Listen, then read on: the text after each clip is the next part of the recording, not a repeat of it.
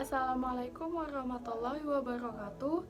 Kami dari kelompok 7 ingin mempresentasikan tentang analisis rasio keuangan dan kinerja keuangan berbasis RGEC. Kelompok kami beranggotakan yang pertama Fitriani, kedua Mirza Nur AR, ketiga M. Alimul Kabir, dan yang keempat saya Nur Azizatur Rahma. Baiklah, sebelum kita membahas RGEC, di sini saya akan menjelaskan secara singkat analisis rasio keuangan dan kinerja keuangan. Jadi, sebelum kita memilih, pastinya melihat spesifikasinya atau latar belakang dari apa yang akan kita pilih. Nah, begitu juga di dalam lembaga keuangan. Analisis rasio keuangan itu adalah suatu alat analisis yang digunakan oleh perusahaan untuk menilai kinerja keuangan berdasarkan data perbandingan masing-masing pos yang terdapat di laporan keuangan, seperti laporan neraca, laba rugi, dan arus kas dalam periode tertentu. Kali ini kita akan membahas tentang rasio RGEC atau resiko profil, GCG, iring, dan kapital atau rasio dengan 4 elemen yang dijadikan sebagai patokan untuk menilai apakah suatu lembaga tersebut sehat atau tidak, baik dalam laporan keuangan maupun kinerja keuangannya. Selanjutnya akan disampaikan lebih jelas mengenai pembahasan tersebut oleh rekan saya yaitu M. Alimul Kabir. Kepadanya dipersilahkan. Saya Muhammad Alimul Kabir Alban akan menyampaikan apa itu RGEC dan menjabarkan definisi, pengertian, dan pentingnya RGEC. RGEC merupakan singkatan dari 4 kalimat, yakni berupa risk, GCG, earning, dan capital. Lalu pertanyaan yang paling mendasar itu, kenapa pentingnya? Apa pentingnya RGEC? Jawabannya ialah satu hal yang harus perlu kita bawahi adalah setiap krisis finansial yang berujung pada krisis moneter senantiasa dipicu oleh gagalnya perbankan mendapatkan kredibilitas di mata nasabah. Lalu apa saja indikator RGEC yang harus dipenuhi perbankan? Yang pertama ialah risk. Dalam dunia bisnis, risk didefinisikan sebagai kemungkinan akan adanya kerugian di masa mendatang.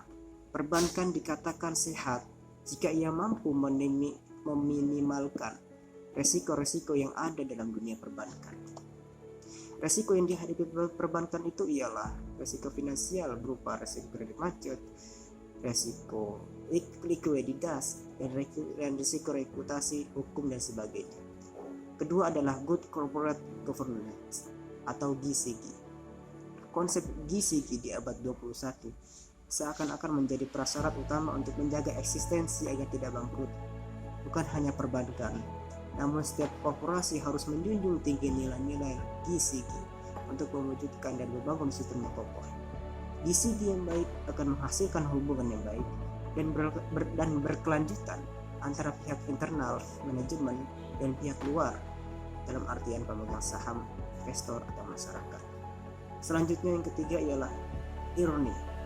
Bank atau bank dikatakan sehat atau tidak dilihat dari earning dalam artian kinerja keuangan dalam menghasilkan laba. Dalam hal ini, Bank Indonesia sebagai pemegang otoritas tertinggi untuk menilai menggunakan pendekatan rasio ROE atau ROE yang singkatan dari Return on Equity. ROE yaitu konsep untuk melihat seberapa besar modal yang dimiliki perbankan dalam menghasilkan laba setelah pajak. Nah, yang terakhir adalah kapital, yang menjadi indikator untuk menentukan apakah bank tersebut sehat atau tidak adalah dengan melihat tingkatan kecukupan modal dalam artian capital adequacy ratio atau CAR. CAR akan ditetapkan oleh lebih rendah atau lebih tinggi oleh BI tergantung pada risk profil masing-masing perbankan. Cukup sekian dari saya. Penjabaran kali ini akan dilanjutkan oleh kawan-kawan saya yang lain. Di sini saya akan melanjutkan presentasi. Saya akan menjelaskan jenis-jenis metode RGEC. Yang pertama ada profil risiko atau risk profile, yang kedua GCG atau good corporate governance, yang ketiga earnings atau rentabilitas, dan yang terakhir ada permodalan atau kapital. Pertama-tama kita akan membahas profil risiko atau risk profile. Profil risiko merupakan penilaian terhadap risiko inheren dan juga kualitas penerapan manajemen risiko dalam operasional bank yang dilakukan terhadap 8 risiko, yaitu risiko kredit, risiko pasar, risiko likuiditas, risiko operasional, risiko hukum, risiko strategik, risiko kepatuhan, dan juga risiko reputasi. Selanjutnya yaitu GCG atau Good Corporate Governance.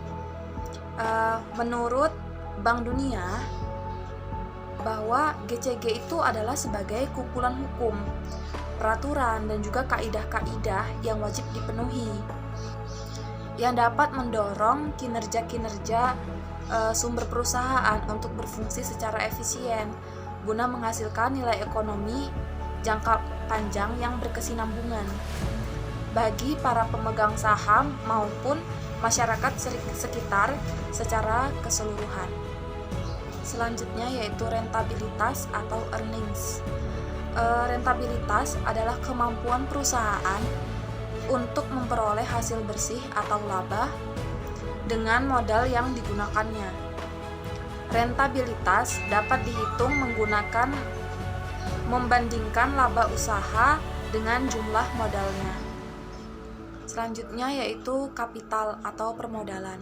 Penilaian kapital terdiri atas pengevaluasian terhadap kecukupan permodalan dan kecukupan pengelolaan permodalan.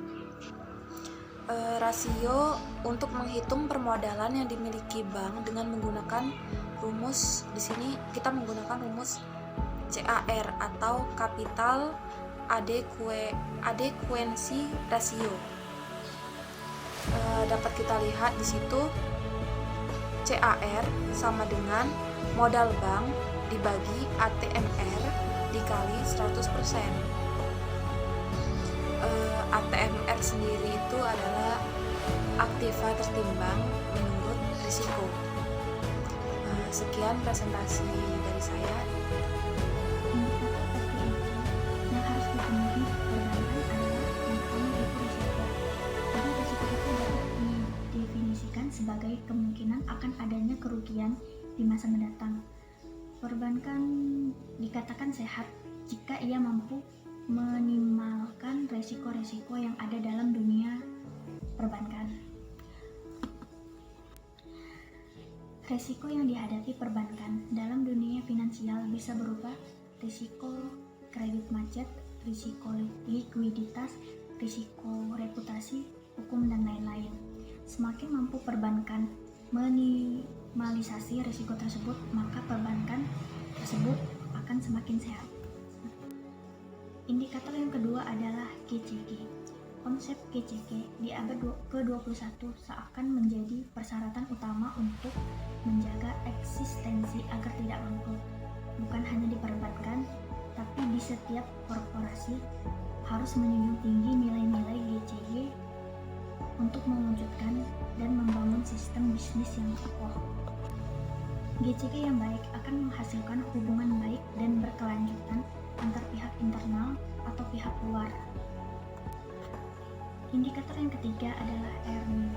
Bank bisa dikatakan sehat atau tidak dilihat dari earning atau kinerja keuangan dalam menghasilkan laba. Dalam hal ini, Bank Indonesia sebagai pemegang otoritas tertinggi untuk menilai menggunakan pendekatan rasio ROE atau yang disebut return of equity. ROE yaitu konsep untuk melihat seberapa besar modal yang dimiliki perbankan dalam menghasilkan laba setelah pajak. Indikator yang keempat adalah kapital. Jadi kapital ini yang menjadi indikator untuk menentukan apakah bank tersebut sehat atau tidak adalah dengan melihat tingkat kecukupan modal. Jadi demikian konsep RGEC yang diterapkan Bank Indonesia dalam rangka menilai tingkat kesehatan bank.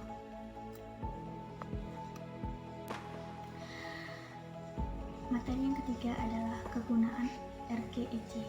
RGEC yang merupakan indikator untuk menentukan apakah sebuah bank layak dikatakan sehat atau tidak.